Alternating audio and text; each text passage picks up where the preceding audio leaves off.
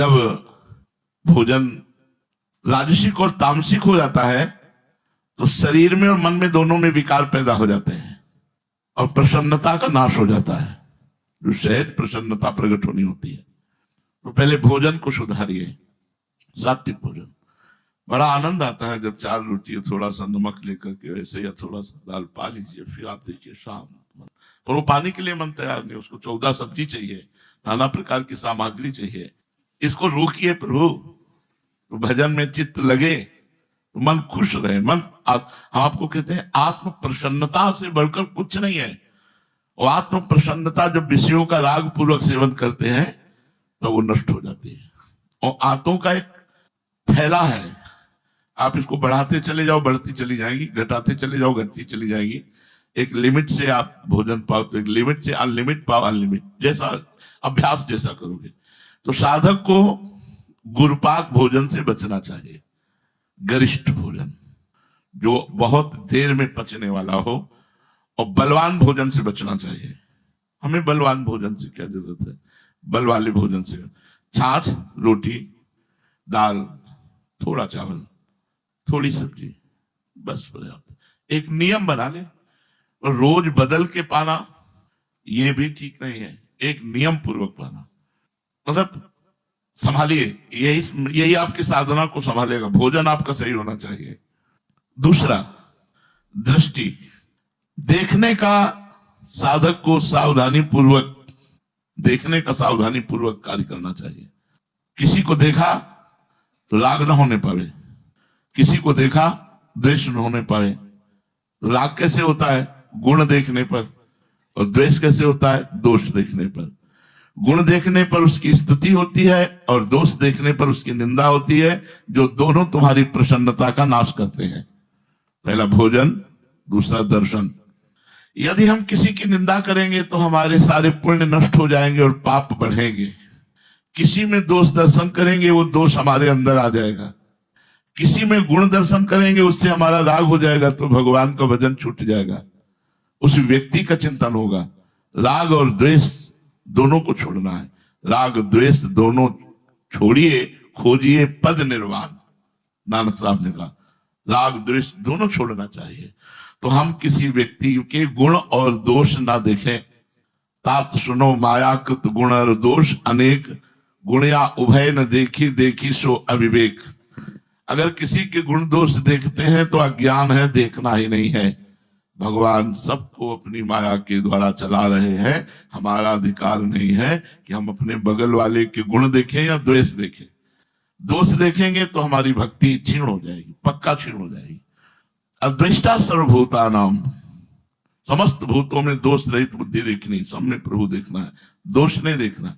अगर कोई दोष कर रहा है, आपको दिखाई दे रहा है कि दोष है, तो भगवान की लीला और प्रणाम, हम उसका चिंतन नहीं करेंगे, ना उसको दोषी ठहराएंगे, ना उसको दोषी प्रमाणित करेंगे, ना दोष मानेंगे। हम भगवान की माया की लीला मानकर प्रणाम करके चल देंगे। हम उसके विषय में ना चिंतन करेंगे, ना बोलेंगे, ना उसकी निंदा करेंगे।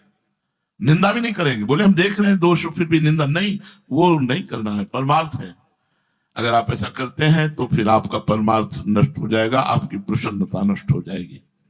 तीसरा है जबान में 2 बातें हैं, एक है स्वाद और दूसरा बोलना। व्यर्थ बोलना, कटुभाषण बोलना, असत्य बोलना, अहितकर बोलना। ये भाषण अगर ऐसा बोलेंगे तो आप खुश नहीं रहेंगे। आपको खुश रहने के उपाय बताए जाते हैं।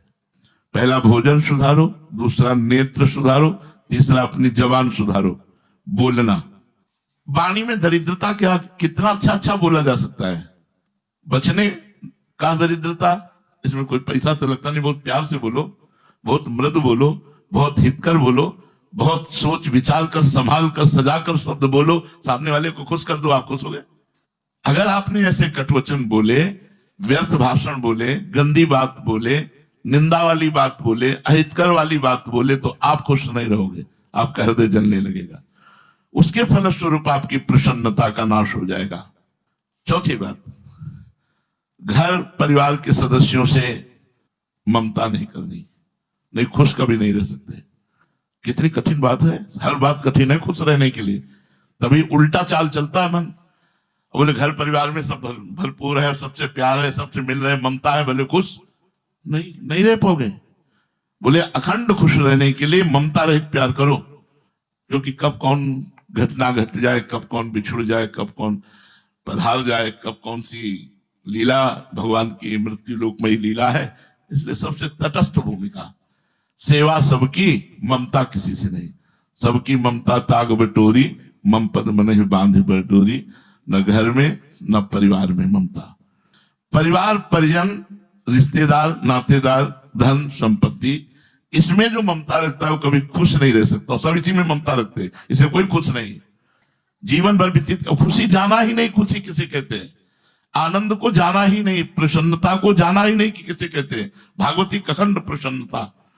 जैसे खुशी मिली श्रीवास जी को, महाप्रभु चैतन्य देव के संग के प्रभाव से उन्हें खुशी मिली। देखो खुशी का प्रभाव, उनके घर में कीर्तन हो रहा है और एक ही लड़का था, कई दिन से बीमार था। तो दासी ने कान में आके बताया श्रीवास जी को कीर्तन हो रहा, महाप्रभु नृत्य कर रहे कि लड़का पधार गया। तो कीर्तन करते करते एकांत में दासी से कहा कि दोबारा यहां अगर आई और महाप्रभु के कीर्तन में अगर विघ्न पड़ा तो हम अपने प्राण त्याग देंगे। जोर जोर से करताल बजाकर उन्मत्त होकर हरे कृष्ण कृष्ण कृष्ण हरे हरे। महाप्रभु तो साक्षात स्वयं प्रभु है, रुक गए और कहा कीर्तन में भाव नहीं बैठ रहा है, कुछ हो गया क्या, ऐसा कुछ हुआ है क्या जिससे हमारा भाव इस समय बढ़ नहीं रहा। तो किसी ने कहा कि श्रीवास जी का पुत्र पधार गया है। श्रीवास जी की तरफ देखा तो बहुत प्रसन्नता और करताल। महाप्रभु ने रोका, कहा श्रीवास तुमने बताया नहीं। बोले क्या? बोले आपका पुत्र पधार गया। बोले प्रभु मेरा तो था ही नहीं, हो तो आपका ही था। और इतना सुअवसर सौभाग्य तो किसी किसी को मिलता है, उसके प्राण निकल रहे हैं और आप कीर्तन कर रहे हैं प्रभु, इससे बड़ी खुशी की बात क्या हो सकती है। इसलिए मुझे तो खुशी अमा नहीं रही है, इतना आनंद आ रहा है कि वो जीव धन्य हो गया जो मेरा पुत्र बनकर आया था, क्योंकि आप महाप्रभु स्वयं नृत्य करते हुए भगवान नाम कीर्तन कर रहे हैं और वो शरीर छोड़ रहा है। ये खुशी, इसे कहते खुशी। नरसिंह मेहता जी का चरित्र पढ़ के देख लेना, पुत्र मरा तो उठाया मजीरा और नाचना शुरू किया। बोले भला किया गोविंद ने, है भला किया गोविंद ने, खूब नाच। ये है खुशी। हरिराम व्यास जी की बेटी का ब्याह है, बारात के लिए सुंदर सुंदर भोग बने हुए हैं, सब संतों को अमनिया बांट रहे हैं। ये है खुशी है। ये चिंता नहीं कि बारातियों को अगर नहीं मिलेगा तो बेइज्जती हो जाएगी। वो ये सोच रहे कितने अच्छे पदार्थ तो ठाकुर को भोग लगाएंगे, वैष्णव जन पाएंगे, नाम कीर्तन करेंगे। अच्छा कोतवाल से कहा सबको खाओ, मनिया बट रहे। तो जितनी बारात के लिए मिठाई और सामान बटे थे सब बांट दिया। पर ऐसे भाव वालों के यहाँ कमी नहीं होती, बाराती भी खूब पाए, जनाती भी पाए और संत भी पाए, कमी हुई ही नहीं। खुशी उसे कहते हैं जो किसी भी परिस्थिति में शोक में ना परिवर्तित हो, वो होती है भगवदानंद। वो घर परिवार में ममता करने से नष्ट हो जाती है, सबकी ममता ताक। इसीलिए परमार्थ थोड़ा कठिन लगता है, क्योंकि हम बहुत समय से विषयों में, संसार में, घर परिवार में रहे। और सही पूछो तो जब डट के भजन करोगे ये सब अच्छे ही नहीं लगेंगे, इनसे अपनापन खत्म हो जाएगा। ये मेरे हैं ऐसी भावना ही खत्म हो जाएगी। मेरे हैं ये भावना भक्तों में हो जाएगी, संतों में हो जाएगी, प्रभु में हो जाएगी, और परिवार में मेरे हैं अपने हैं ये भावना खत्म हो जाएगी। शांत गंभीर। देखो खुशी का एक और शेख ब्रजवासी बताते हैं कि एक हमारे पड़ोस में भजन करने वाले ब्रजवासी थे, उनका लड़का मथुरा गया, एक्सीडेंट हुआ, पधार गया, और वो सुबह से 8 बजे तक भजन करते थे। तो 5-6 बजे की घटना होगी तो उनके पास सूचना आई लड़का पधार गया। तो उनका पधार गया ना? बोले हाँ। तो बोले ले जाओ केसी घाट, हम 8 बजे आएंगे पूरा भजन करके। पधार तो गए हैं, उसमें क्या है।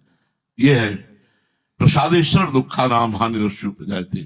पुत्र माला छूट जानी चाहिए, नहीं छूटी माला। 8 बजे तक भजन किया, भगवान को प्रणाम किया, गए, अंतिम संस्कार में सम्मिलित हुए। राधे श्याम, कोई शोक नहीं।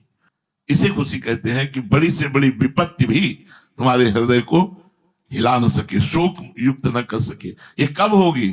जब भगवान से चित्त जुड़ेगा, भोजन सही होगा, देखना सही होगा, बोलना सही होगा, घर परिवार से ममता नहीं होगी, धन संपत्ति में आसक्ति नहीं होगी, तब जाकर के तुम्हारे अंदर खुशी जागृत होगी।